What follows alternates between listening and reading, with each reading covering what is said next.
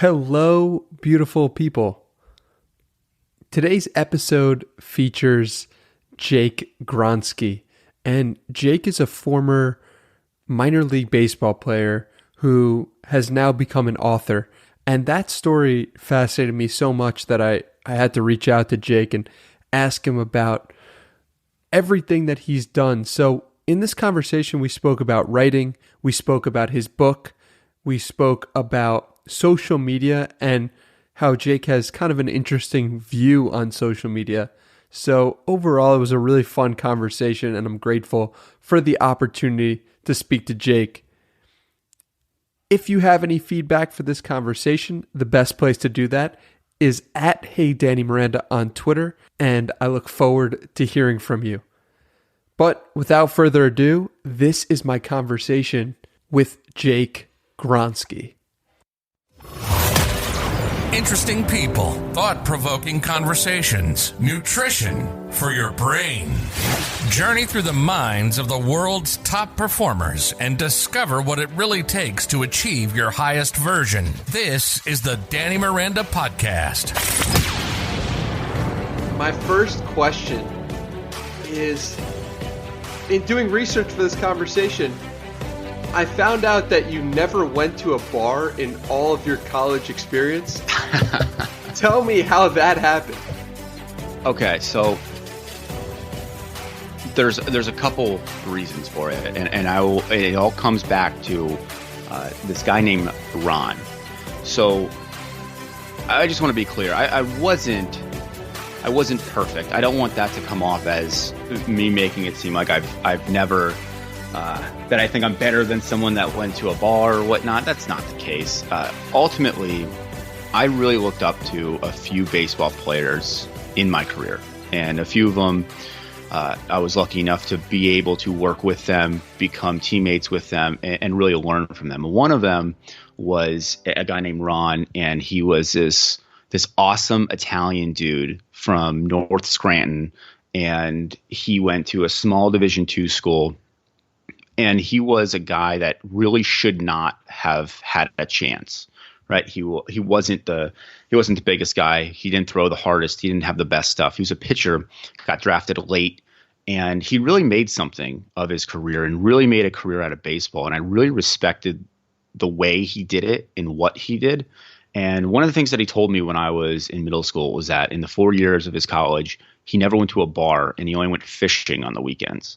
And it was in passing, so it wasn't really a big aha moment. But when I got to college, I went to a pretty big party school. It was a very small school, but it was known for partying. It was known for that type of atmosphere. And I kept remembering what he said, like never being to a bar. And I don't think it's about drinking alcohol, right? So I don't think the moral of the story was not to drink alcohol. I think the moral of what he was saying was that he never let anything sidetrack him. Right. So going fishing was what he looked forward to because that was a good distraction. And it was the first time that I realized that there are good distractions, there are bad distractions. Fishing was a good one.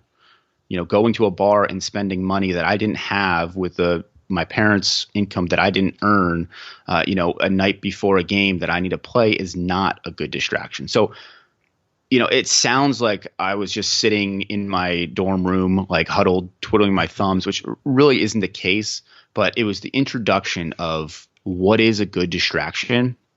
And I think I was trying to figure that out. And ultimately, I really didn't go to bars. I never drank in the season. I never went out to parties during the season or during training. And nothing got in the way of what I was there to do. And it was baseball. What did you find the distraction to be in terms of good distractions? I'm so glad you brought that up because it dovetails perfectly into our conversation. What I found was reading and writing. So that was the introduction to me of really what I didn't know was the next phase of my life was writing. And I started that in college where I finished most of my college work. I couldn't graduate early, but that's when I really got heavily into reading and reading everything from it really started with business to, self-help. You go through these phases, I think, of reading where every college student goes through their Malcolm Gladwell phase, and then they move on to the social injustices. Then you move on to psychology, and then you move on to business, and then you go on to trying to apply that. So I kind of went through that phase of reading, and that was my introduction to becoming a writer. And those were the distractions that honestly allowed me to look forward to something other than baseball. And that was extremely important as an athlete, but also as a person. That makes a lot of sense. And were you always interested in writing and reading from an early age, or was it a passion that you found just in college? Definitely later in life. I can full disclosure say I was not a kid that looked forward to the next Harry Potter book. I didn't read a whole lot. I mean, I read for school. We could go on for hours about this, so I'll clean it up by saying I think the way reading is taught in school, especially public schools that I went to, is demeaning to becoming a reader. I think in order to become a reader, you have to get over that rather than that being a catalyst. So I found reading later in my academic and really just studying life. And it was mostly my junior and senior year of college when I would start burning through books, and it never really ended. So it really started there. I think specifically when I was a junior, when I realized that only thinking about baseball started to derail baseball. And that's when the journey beyond the diamond happened. Going back to the school, and I've found this with so many different writers, they've said that reading has hurt them in school. When they're forced to read in school, it hurts. And I'm curious if you've thought about any ideas for what school could do better to make us readers. Yeah, absolutely. I got a solution for it. Because here's the thing. I hate bringing up problems without solutions, right? Like anyone can point out a problem. Anyone can say this is bad, right? That doesn't take any special talent to say something is bad or good. If you're going to bring up a problem, you got to have a solution for me. Even if it doesn't work, but you need a solution for me. So one of the challenges that I think we all went through is we start off with books and literature, like actual literature that even myself now would have trouble deciphering. We start off with Shakespeare. We start off with the Odyssey, right? We start off with these crazy books that, they are great. They're really cultured, awesome. That also tells every kid reading that you're going to have to, one, dredge through the book. Two, you're going to have to take a test at the end. And three, you're going to have to find the answers to those tests to move on. So what I would do, right, and again, I don't know why I'm not getting calls to solve this problem yet. No, I'm just kidding. What I would do is start off actually not reading books. Sounds counterintuitive, but the reason being we should start off with something that you got to get a kid, particularly a new reader, used to reading a beginning, right, and then getting to the climax, and then reading a resolution. We need to get them in the process of understanding and comprehending story, the entire cycle. It's not reading amount of pages, right? Some of the greatest stories ever written are short stories. Ernest Hemingway wrote the greatest story you could argue ever in 6 words. So you look at these things as a story rather than a word count, and I think you can get somewhere better. So I would start off with, you don't read books to start.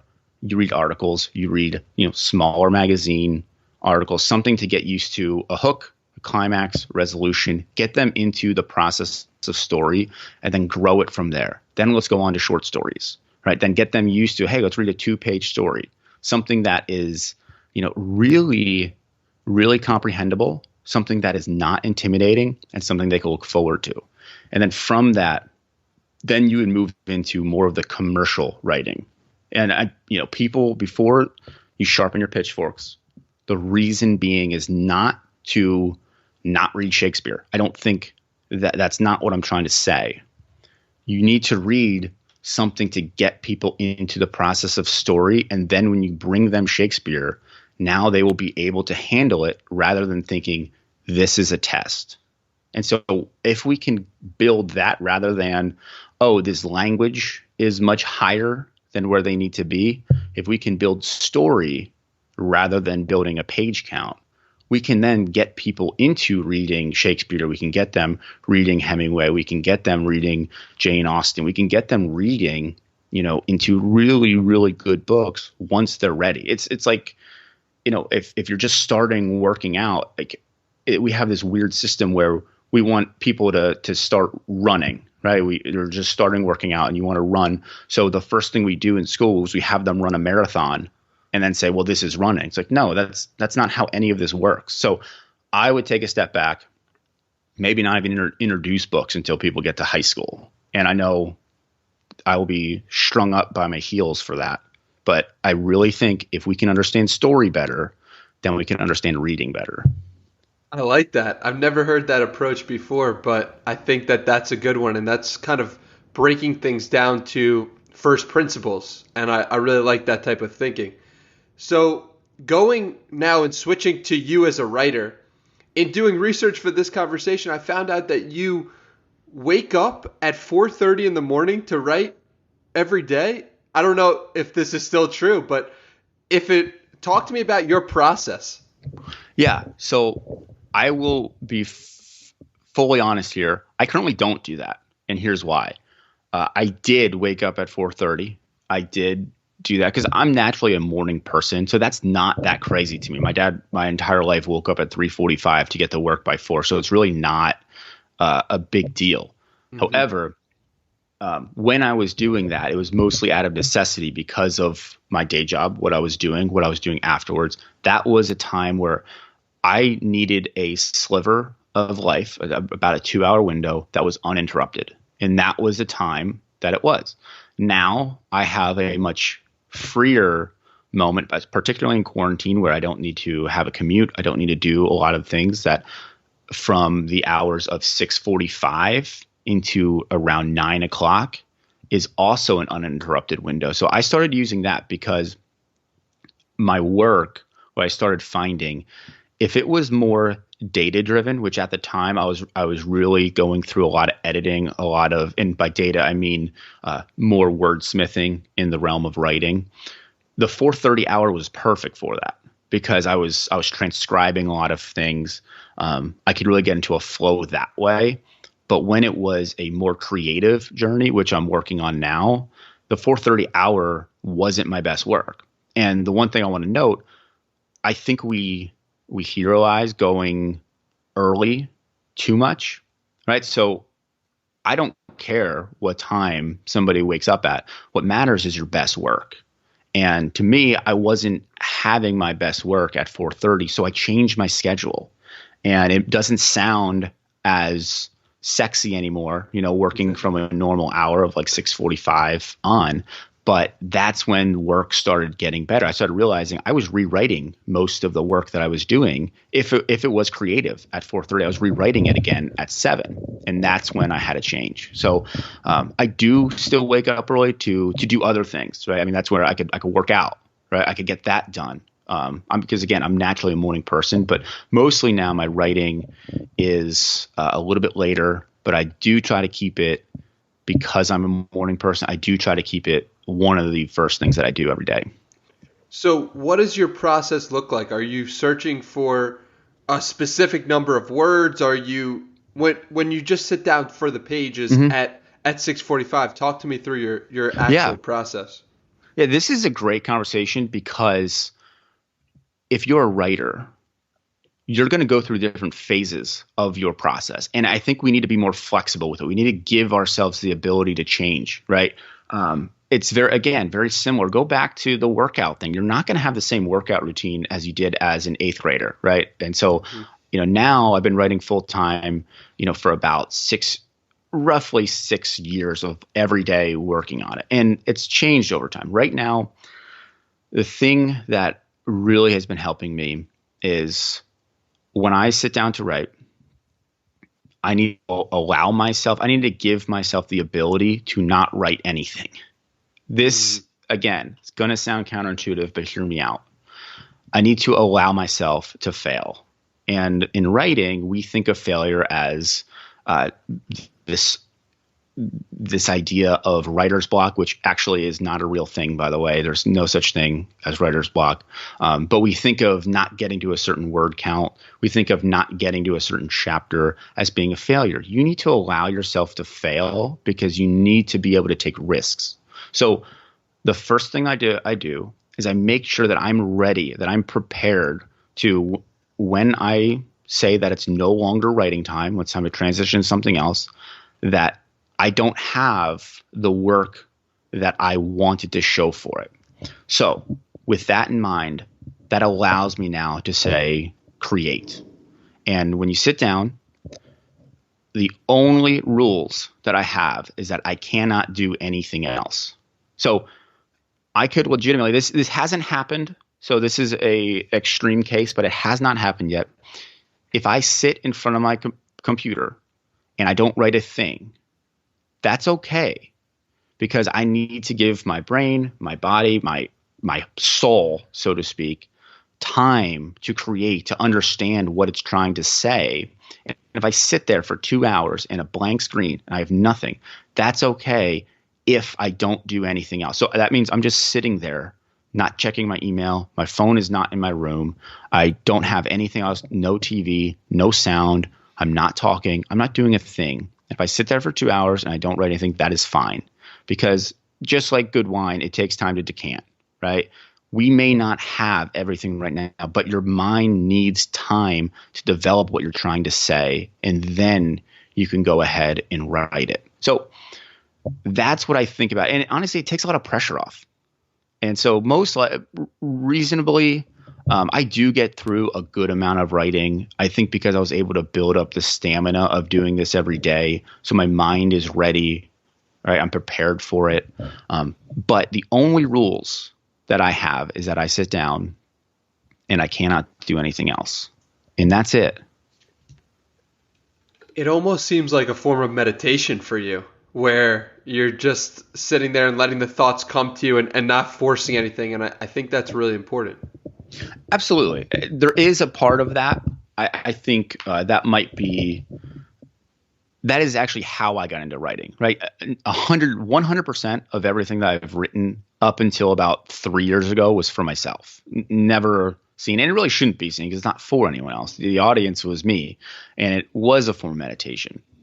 Now, I'm fortunate enough where about 10% of everything that I write can go to publication. Other than that, it's still for myself. But I will say that is the creation period. And maybe if we back up a step, I think before getting to the moment where I give myself the ability to look at a blank screen, because again, half of writing is looking at a blank screen, trying to make magic.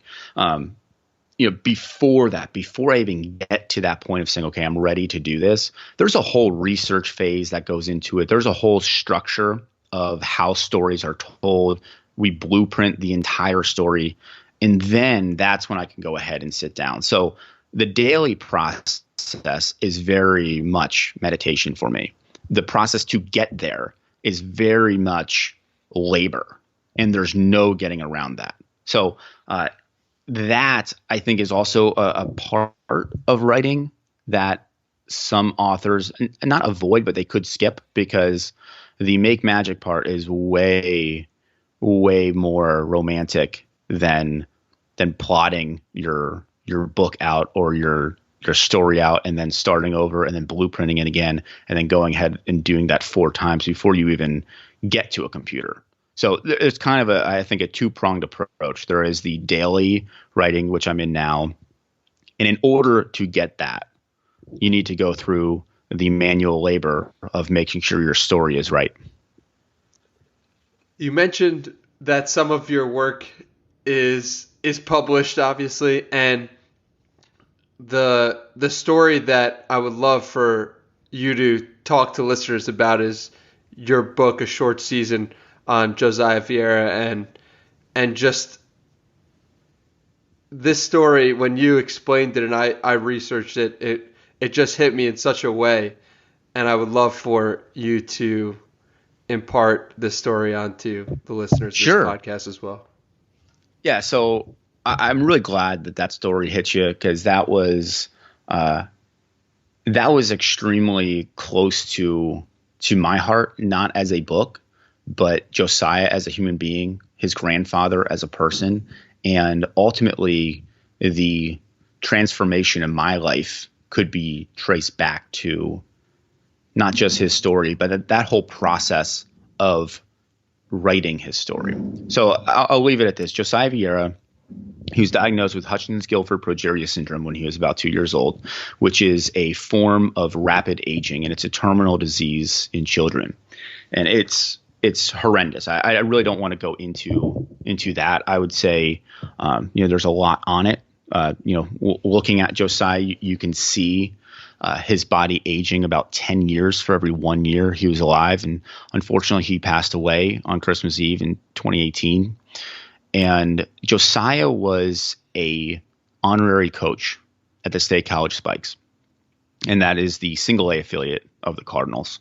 And at the time, I was playing in the Midwest League for the Cardinals, which was the full season A affiliate.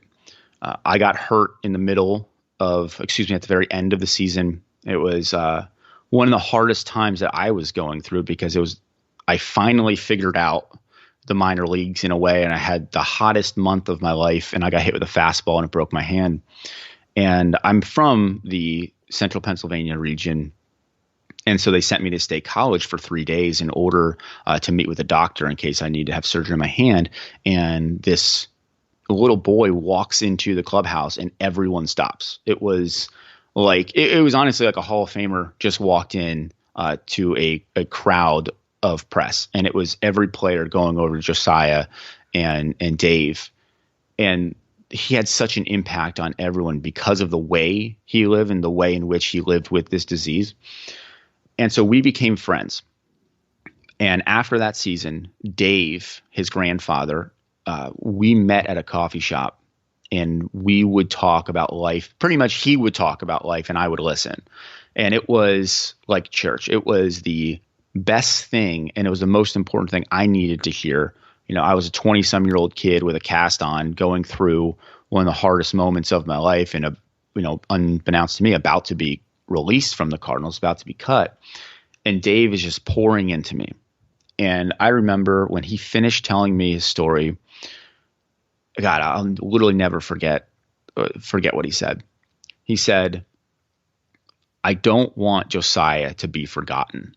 And I looked at him and I was like, Dave, you're crazy of how many people he has inspired and how many people he has touched. And, everyone at the Spikes and the Cardinals, there's no way Josiah could be forgotten. And he said, you're right, but history is not told, it's written. And I'm getting chills just thinking about it. And I remember him saying that. And I said, if there's anything I can do to help you with that, my life, my calendar is open. And we decided there that we were going to write the story that he told me in the coffee shop. And all we wanted to do was print out 2 copies, one for him, one for me. And again, we had no intentions of this going anywhere. Because again, I wrote for myself. I was a trained writer, by trade from college, but there's a difference between amateur writing and professional writing. And so right there, we decided we were just going to print out 2 copies and do it. And we started working on it. And, as things unfold, again, I think it was a God thing. I have no idea how it all came together. But Josiah, he already had a story done by ESPN E60. Producer found out about us writing the book. He helped us. We got in contact then with a literary agent who wanted to take on the project. It ended up selling to a publishing company. The whole thing came together. They put a rush on it. It came out within 8 months of us getting started. In the publishing process, that is unheard of being done that quickly. And it came out. ESPN even picked it up. And the book came out in October, and Josiah passed away that December. And I still think to that day of how everything came together. He was able to see the book come to life. He was able to experience all of the ups and downs with us. And the story was able to then be written. To me, it didn't matter how well the book did or what happened afterwards with it. that was one of the greatest achievements of my life, was just being able to articulate that story. And still to this day, it's one of the crowning moments of my life was meeting Josiah Vieira. You mentioned that there was only supposed to be 2 copies. Was it difficult for you to put your heart and you on the line when you were publishing that story? Because that was a part of you and a special relationship you had with the family, it seems like. So was that difficult, that decision? So for me, it was not, because the book actually is not about me, right? I am just a co-author in it. For Dave, I give him so much credit for being so open, so honest, and so brave to actually do that. I know that sometimes sounds like a cliche, somebody brave, but writing a story about your life, God, you are opening doors to a lot of topics, a lot of moments, a lot of years that you perhaps have closed that door and moved on and forgive and have moved forward. You are now reopening that door for everyone. And,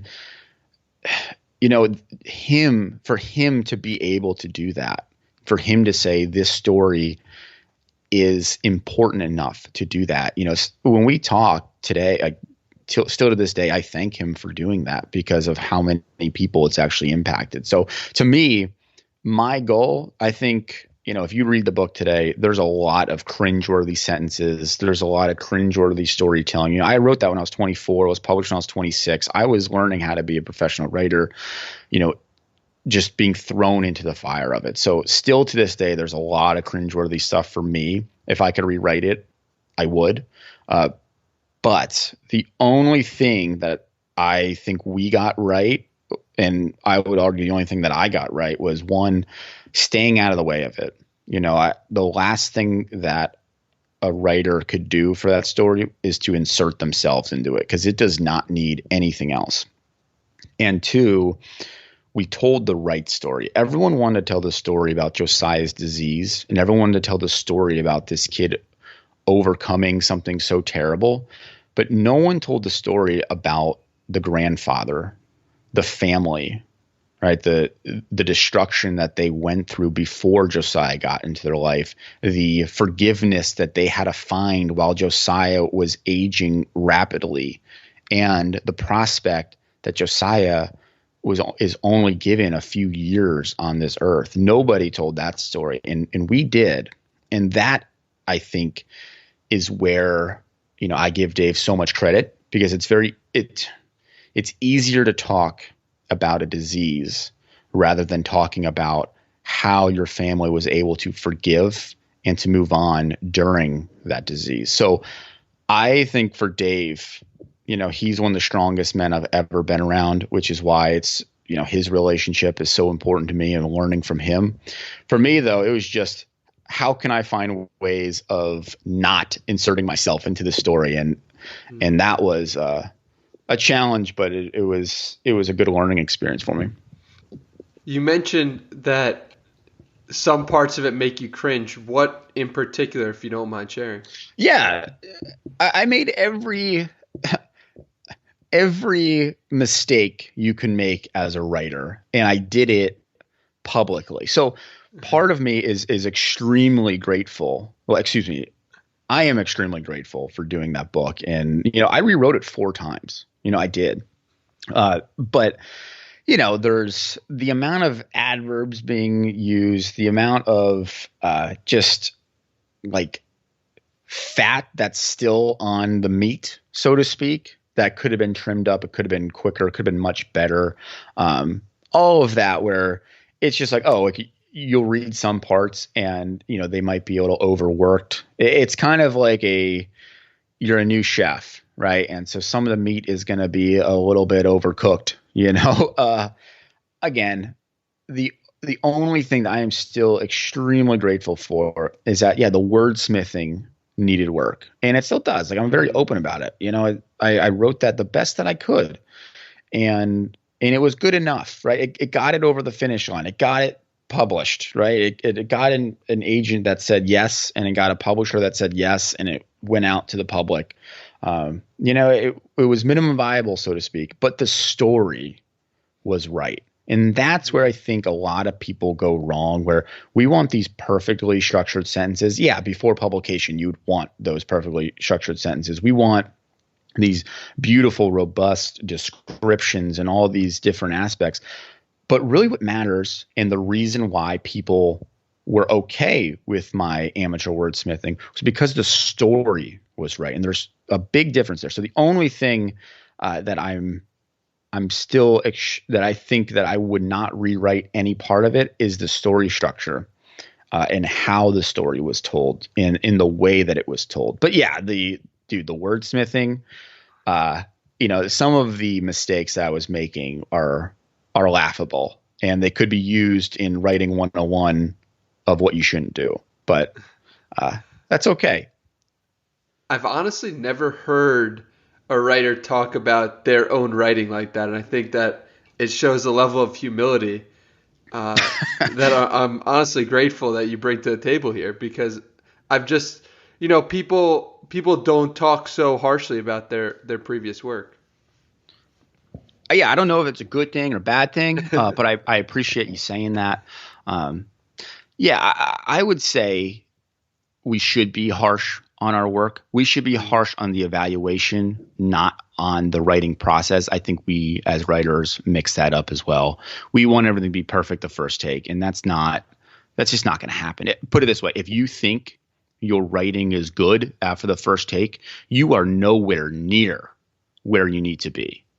And I went through that. I think maybe the reason why I'm so harsh about it is part of me is a bit jealous of writers that come into their niche or their industry later in life, because they have so much more to pull from. They have, if you're older, I hope you've been working on the craft for 30 years. And so when people become authors at age 50 or 60, to me, that makes sense. Like, yeah, well, that does make sense, because that's when you're finally going to be developing the right way. I'm kind of jealous of that, since I've been fortunate enough to come in to writing in a small way in my own corner of publishing in my 20s. I can guarantee you that my writing is better now than it was then. It's going to be better when I'm 50 than it is now. So, we do need to be harsh, because without that, you will never grow. Yeah, I like the idea of, if you're not looking at yourself 3 years ago and cringing, then you're not growing, right? And so you doing that with your own writing shows that you've grown as a writer, and it's almost a positive, because it shows growth in that respect. I do appreciate that. I hope so, and I hope it's just not too much, because then we start paralyzing ourselves a little bit. But no, I appreciate that. Yeah. So switching gears slightly, when I first told you about coming on this podcast and you graciously accepted my invitation, you then checked out some podcasts, and you had some ideas about social media and community building that you disagreed with one of the previous guests about. And I would love for you to talk about your opinions and your ideas about these two topics, because I think that would be super valuable. So before I even jump in, I'm going to give a disclaimer. I am very cynical towards social media, and I am very much aware that it is to my detriment, right? I think being curious is the best thing you can be. I think being questioning in a way is a very good thing. Being cynical is not a good thing, because then you almost start embodying. It's like, if there's one issue, now you think it's the entire body of work that's wrong or something. So I do have a little bit of cynicism towards social media, because I think it is the newest cigarette that we have created. It is all it is meant to do is to addict you onto one thing. It is supposed to drain most of all of your attention that you're doing onto one aspect of your life, and it is not meant to give you anything in return. I think we have been fortunate enough to be able to use social media in a positive way. There has been some of that. I am too cynical of seeing the negative side of social media of just look at I know it's correlation, but look at the correlation between people being more depressed, people being, worse off, people being less productive, and the rates of people being on social media. However, I understand that just being off social media does not fix any of that. So that is my disclaimer that I am a little bit cynical, but I am also a marketer.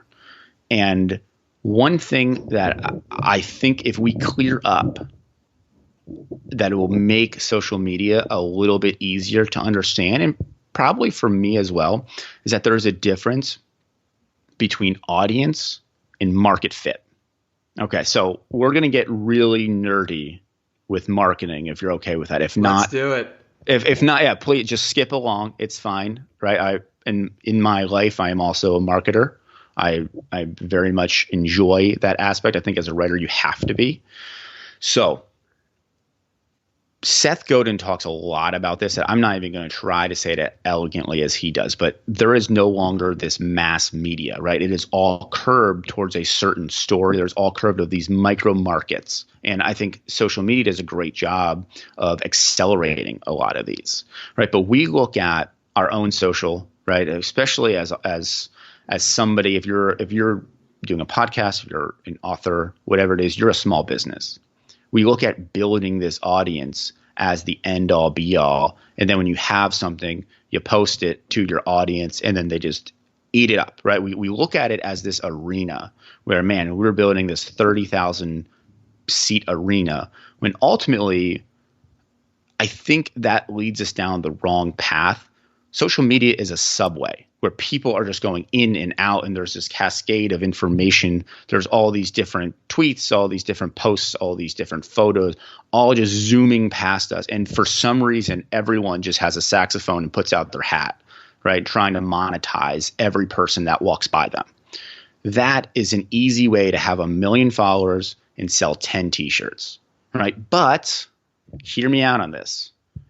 Audience building is extremely important once you have market fit. And what I mean by market fit is you are now becoming the product, you are becoming the resource, you're becoming the educator, you're becoming the writer that satisfies the needs of your consumers, right? You are now humbled, right, of saying, okay, I am here to serve them with what I do best, right? What are their biggest problems?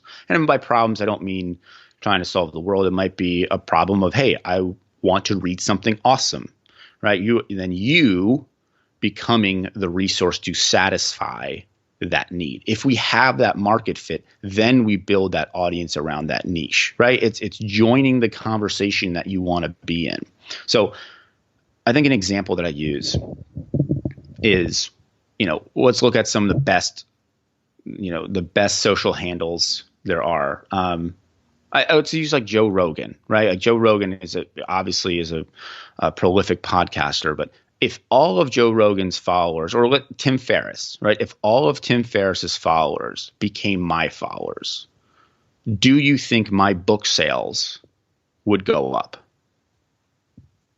No, probably not. Yeah, correct. The answer is no. Reason being, and I know and listen, I think you understand social media way better than me, so I would actually like your thoughts on my theory. The book sales would not go up, and if they did, it would just be more of a, oh wow, just serendipitously this person reads the same stuff that I write, blah blah blah. So it won't in the long term affect me as an author. However, if all of Tim Ferriss's followers, including Tim Ferriss, tweeted or posted or whatever they did about how much they loved my books, that would make me a New York Times bestseller, because now you have people referring their smaller audience to you. So that's where, if we look at, okay, instead of thinking about just getting more followers, because I'll tell you as a writer, there is a writing community that has a great deal of influencers, and a lot of them don't have readership. Right. So readership and followers are different. We can get into that later, but they don't have market fit with the people they're trying to connect with. They're just trying to grow an audience. and they're unable to say, what am I trying to provide? Why would somebody want to come and have a conversation with me about it? So I think once we define that, and maybe that's where I'm struggling, but once we define that market fit and say our product, again, whatever your product might be, even if it's just you as an engagement product, right? You engaging with other people and monetizing that way, until we have that market fit, your audience is irrelevant. So maybe my thoughts of it's not just about, hey, how can we get more followers? I would 100% rather 10 followers that would buy and tweet and post and talk to someone offline even about my books than 10,000 followers that will just scroll by. I think what you're referring to is that depth is so much better than width. It's like, it's Right. such an important concept because, 10,000 people could follow you, but if you're not making an impact with those people, then it doesn't even matter. Like it's just about how many people are you making an impact on? How many people do you care about? How many people care about you? I think that's a really important point. Right. And I think we need to look at it also as what is primary and what is secondary. Okay. So if you're an author, most people on social media, let me rephrase. If you are a fiction author, nonfiction author, it's different because that you are now in the category of public figure. But fiction author, let's stay there. Most people will find you on social after they have read your book because the reading community is not the same as the Twitter community. They're on there, but it's not that somebody's reading your tweets. That is like, and again, there's always that 1% or somebody that has really hysterical tweets that they get a book deal and you read it, again, that turns into the public figure side.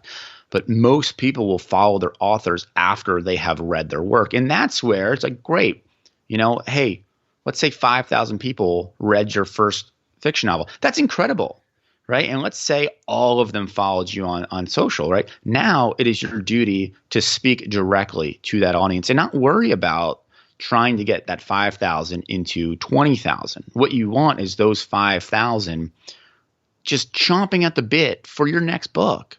And that is where I really believe things can snowball. But that's understanding that your books are primary, right? And again, I'm speaking all through an author's perspective here. But on the flip side, I think it would help if we could define what's the end goal to someone's social media, right? Is it an engagement magnet? Are you just trying to get people to engage with you? Or is it secondary of trying to be more of a customer success type situation? I think that might help. But again, I don't have all the answers. And I do want to be upfront that I think there's people that do it so much better than me because I am so cynical. I think I do wrap myself up where I'm not super active on social. And when I am, I actually feel guilty about it. So that I think is a challenge for me. It really is. Why do you feel guilty? Because you believe it's like the cigarette? I believe I'm just chain smoking, and that, and again, this, I think it goes back to a lot of, what we even said, me not going to a bar in college. It doesn't mean I didn't, have a social life, but I eliminate things from my life a lot. And sometimes I think that is an issue. So I'm going to actually ask you a question. You, I think, do a very good job on social. I think it's very unique. I think it's very humble, but I think it's very consistent and transparent, and it might give you a sliver of what it's like to work with you or connect with you or talk with you. And I think that's great. You see my end of it where I'm mediocre at best with social media. If I hired you as a social media consultant, like, hey, I was able to sign this great book deal. One of the things that's contingent with it is, growing more of a presence, more of an audience that even the customer, let's say it's like hey, the people that have read me, we're going to really hone in on them. And I hired you as my consultant. What would be the first thing that you would tell me or somebody that is looking to do this to increase? Increase their follower count? Or increase their engagement with more people to buy their books? What's the goal here? Yeah, I think it would be again, I know nothing about social. Pretend I know absolutely nothing. Where would you start? Like, hey, You have a Twitter handle, and you got a handful, right? I have a 1,000 or so people that and I'm fortunate enough where they're pretty engaged with my stuff in general, because I know most of them. What would you tell me to start a strategy, to start doing that? Yeah, so I would say first off, it's like anything else, if you want to get good at it, you have to do it more. And that means like 10 tweets a day. Like Anthony Pompliano, I don't know if you're familiar with his stuff. He started growing his social media presence in 2015 or 2016, and his goal was just 10 tweets a day. Can I put out 10 tweets a day? And I think that this is true for a lot of different platforms as well. If you want to be good at something, if you want to be good at any platform, do it more often. I talked to one guy on Instagram. He's got like 700,000 followers, and he's like, in 2016, I just said to myself, I'm going to post 3 times a day. And now he has a huge presence there. Now he has a platform to sell his books. And I think that it's so obvious, right? Just post more. But if you're consistent with something, it creates a big impact. The other thing that I'll say is start engaging with people in DMs. Like someone reaches out to me. Like I remember I was on phone calls with people. Just random people all around the world. I'm answering their questions, doing anything I can to help them, because if you are just trying to grow something, you have to engage with people, reply to every message, reply to every DM. Like nothing is below you. Like you do everything. And so those are my 2 tips. Post more and engage with people truly and care about people like you would if you were speaking to them face to face. So what would I post about? So you have so many. This is figurative. Like, I mean, again, I think this is just great to talk about. Where you're my consultant. Yeah. What would I post as an author? I sit in front of a computer for most of the day, writing, making magic. How would I engage with readers?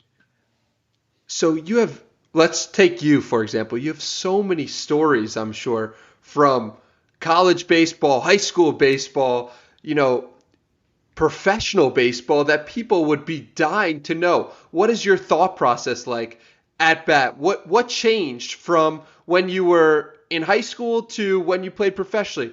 What are the things that no one would know but would love to know?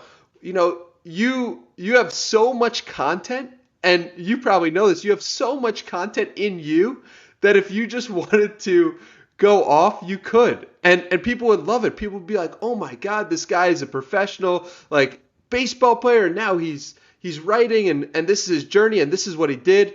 And so you'd be appealing to people who enjoy writing, people who have interest in baseball, and you would tell your story. And if you do that enough, you'll get better at it. You'll see what gets engagement. You'll see what grows your following. You'll see what gets likes, and you'll do more of that thing, right? It's like anything else. I think that's great advice. Again, I'm very cynical towards social media because I see more of the damage than I see of the good. But Danny, I think you're onto something, man. Not promising that I will be engaging with that and doing that, but I think that's the positive side of social media, right? There are good parts of it, and maybe that would be beneficial. I just don't know. I don't know if I would feel like if I'm chain smoking or not. And maybe that's, maybe I'm too stubborn on this, but who knows? I think you're right, though. I think something like that would make a lot of sense, make a lot more sense than self-promotion, because again, no one buys books over Twitter. Like, because you drop a link to Amazon does not mean I will be buying your book. Well, I think it's really important also to have self-awareness, right? And understand who you are and what you enjoy doing. I enjoy tweeting. I enjoy engaging with people. I enjoy talking to strangers on the internet.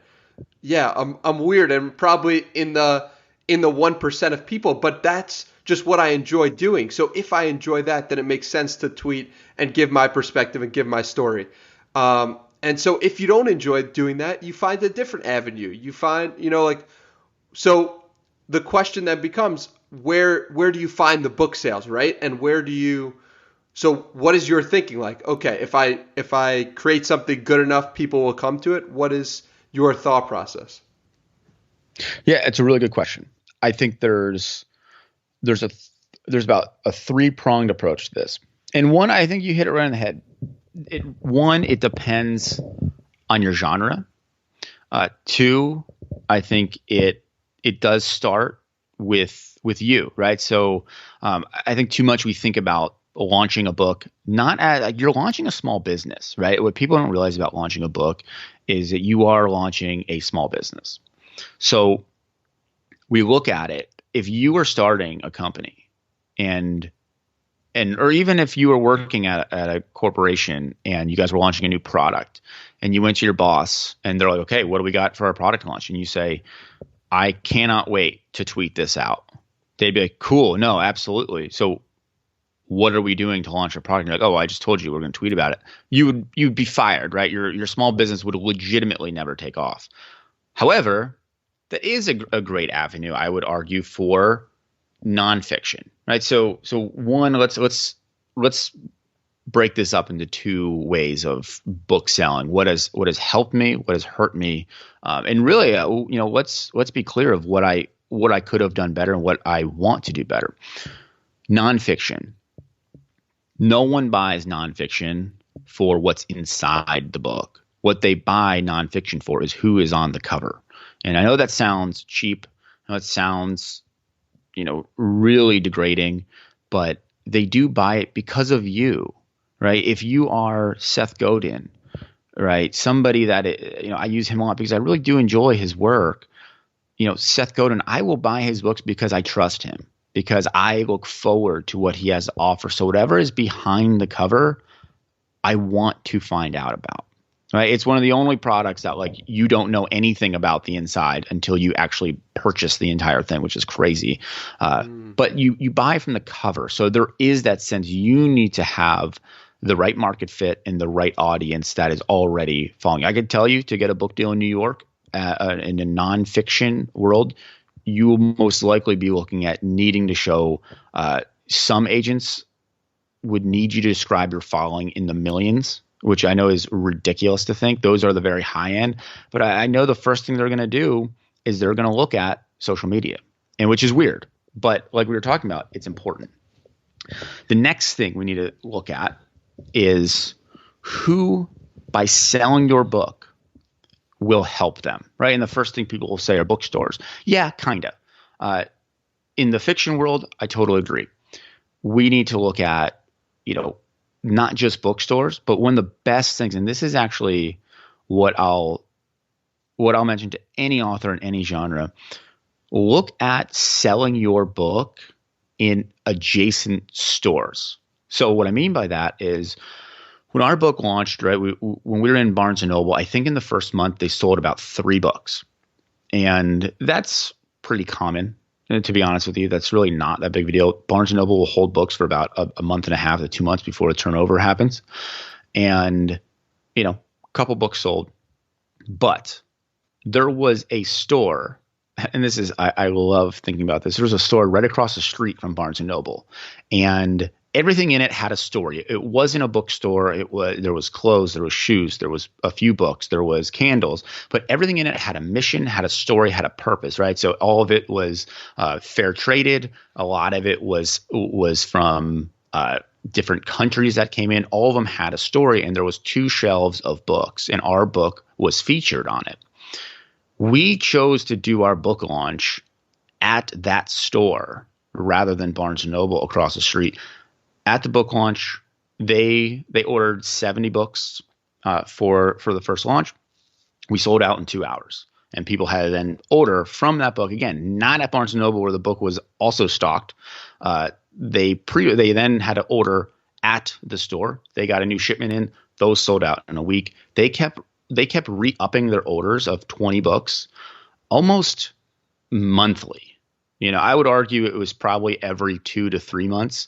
And every single time they would keep getting their full order and they would keep selling out because A couple reasons. One, because the mission matched, right? Somebody that is buying shoes, that are also going, a Tom's type situation where they're going to buy shoes and give a pair of shoes away. When they see a book like this about Josiah, they're going to want to read it. It has perfect market fit, but it has a lot smaller audience.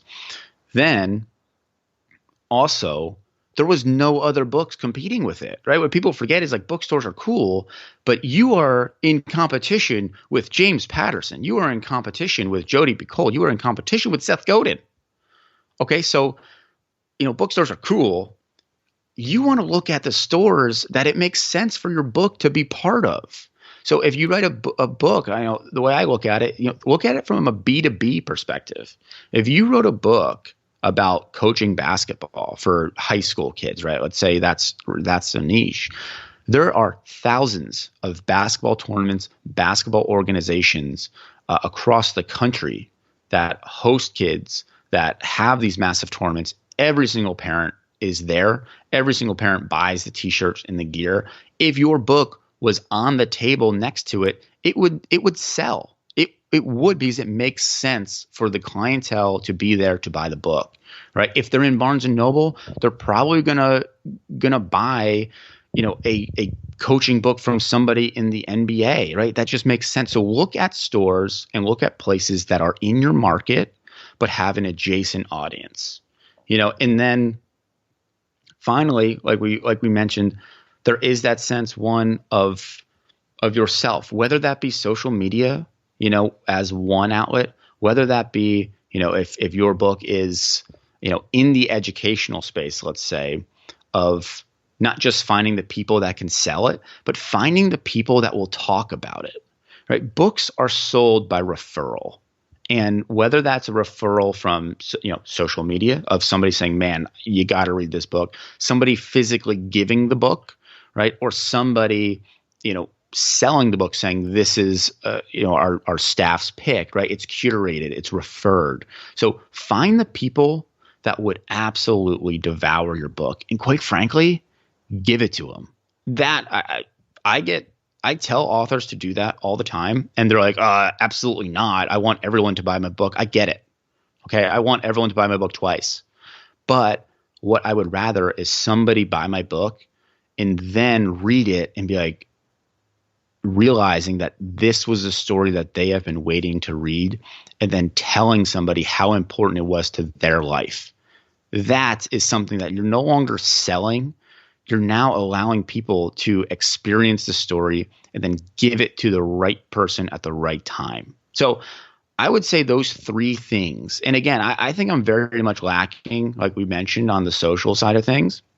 But find the stores that make sense, right? Launch there, hone in on them, help the owners, set up the stands, do whatever you need to do to make them successful, and then allow them to do their job. And then finally, find the people that will just absolutely love your book, and don't put any roadblocks between them, and give them the book and allow them to devour it.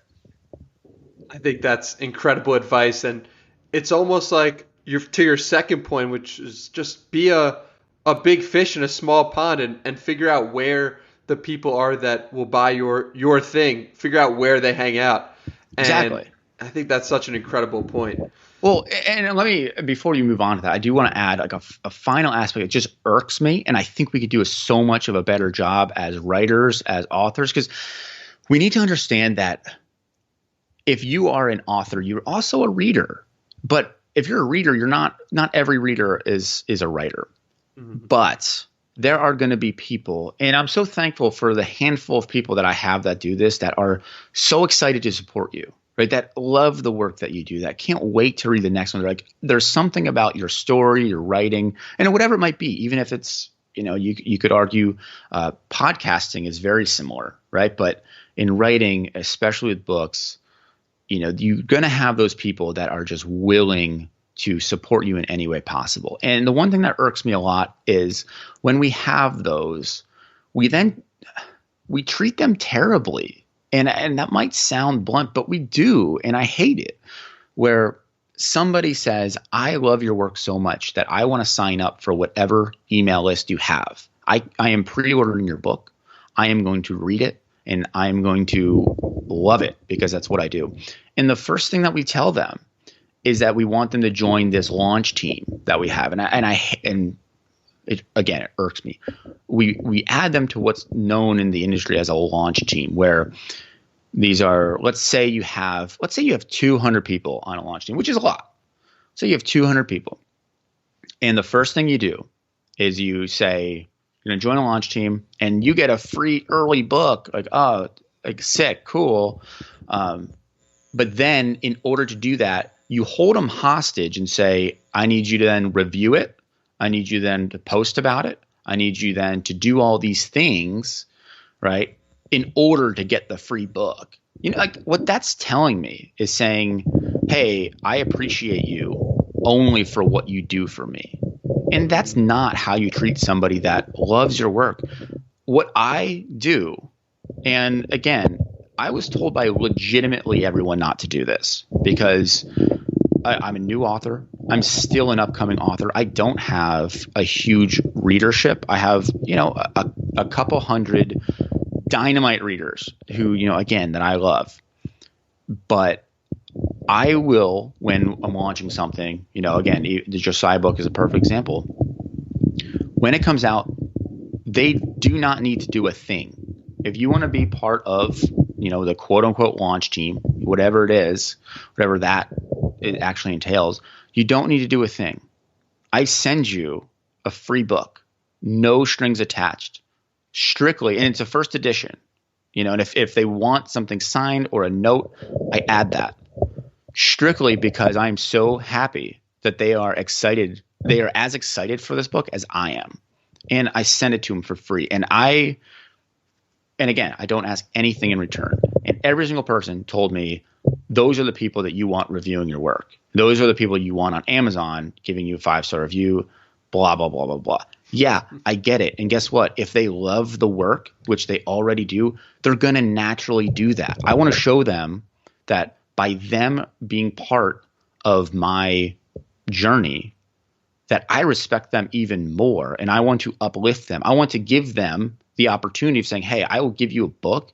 And if you know other people who want it, I will even send a book to them as well, because those are the people who matter, right? So it's not about, and again, people, everyone said that was wrong because you want those people to buy your book. You want those people to review your book. You want them to do things for you, which they already are. They don't need to be incentivized to do anything. They should be celebrated. So ultimately, what I want to do and what I've been doing, and from that, I'll tell you, most of our sales, again, I don't have any numbers for that. Most of the sales and the engagement and the people that have read my book that I never met and probably, I may not ever meet. I don't want to say most of them because, again, I don't know. A lot of them came from a referral by the people who got my book from me, just by saying, I am just so happy that you are part of our small clan, and that you would tell someone to read this book.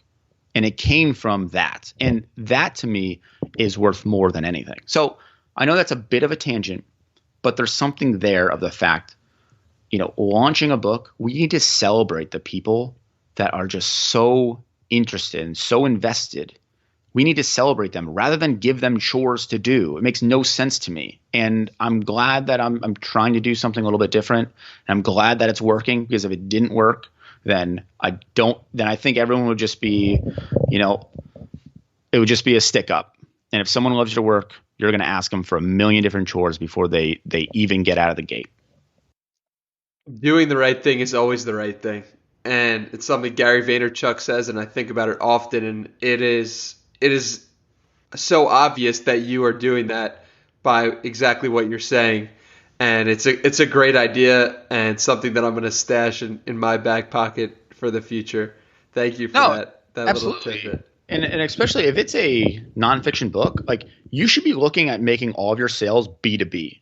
Your sales should not be trying to make every reader transactional. That's going to happen naturally. But, a perfect example, most business books become New York Times bestsellers, not because people are referring the book. It's mostly because they're all consultants. And when they speak or when they work with a company, part of the deal for them to speak is them ordering 1,000 books, right? So if you do, let's say you have 5 speaking gigs, right? And this is small, right? You do 5 consulting gigs and or speaking gigs.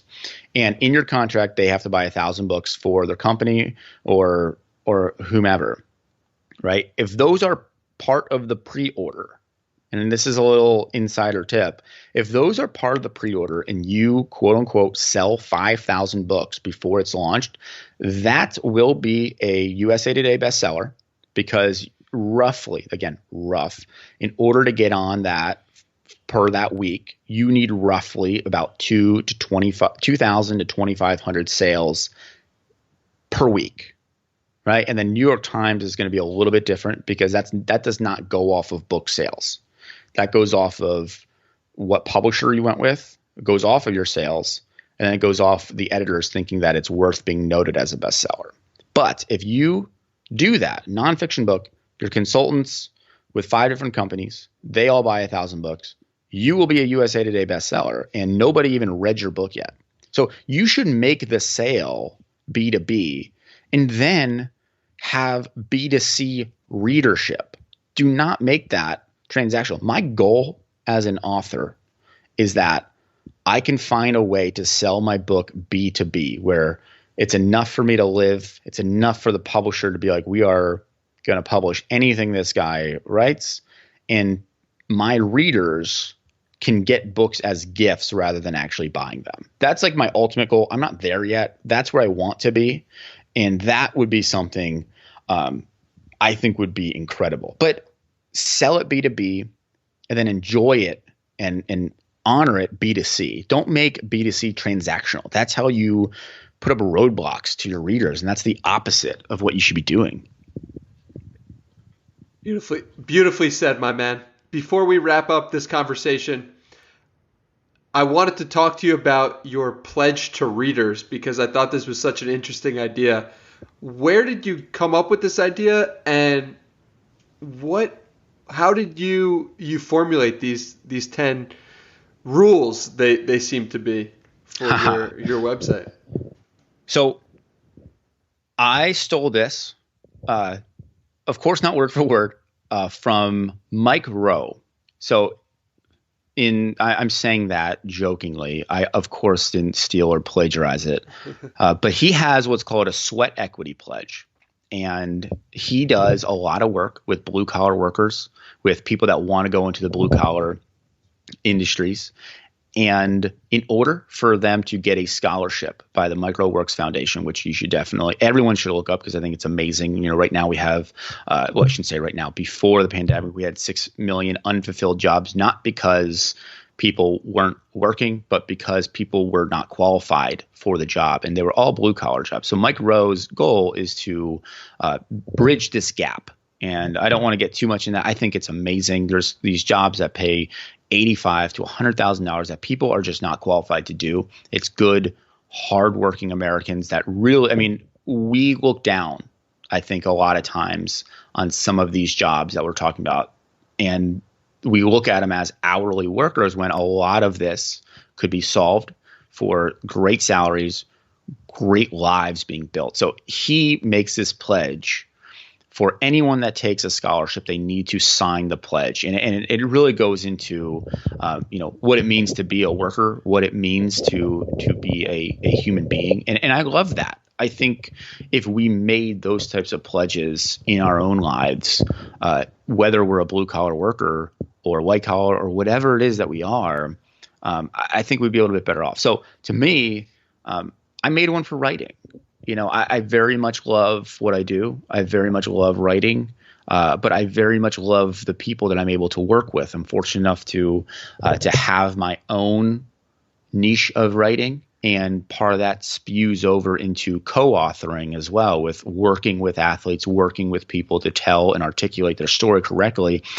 And ultimately, we both make a pledge, whether it's me writing, whether it's me helping someone write their story. We make this pledge to our reader because as an author, you are never above your readers. You are a reader. And, if it's right on my homepage, it's the first thing that I think I really have.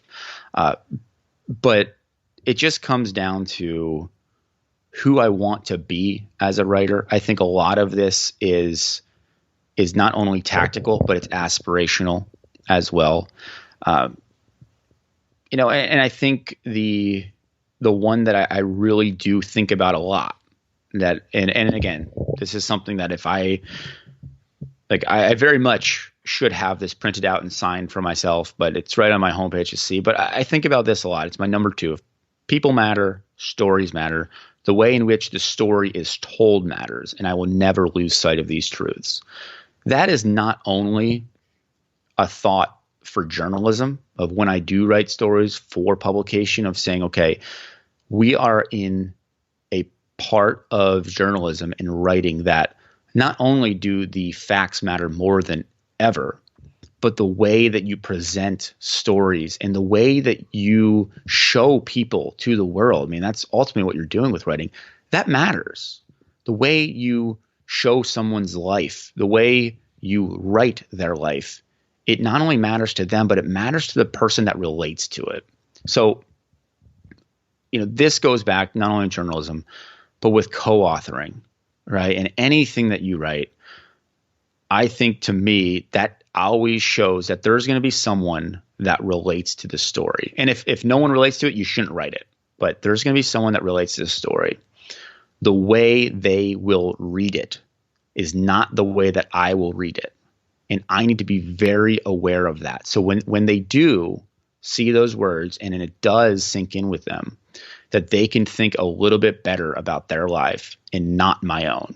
So I think about that every time that I sit down to write, whether it's consciously or unconsciously, that the way in which the story is told is just as important as the story itself. So all of these have that type of meaning. I would love to have, if on here I have 10 of these readers, of these pledges, taking this conversation full circle, I feel like maybe that's where I would love to tell the story behind each one of these.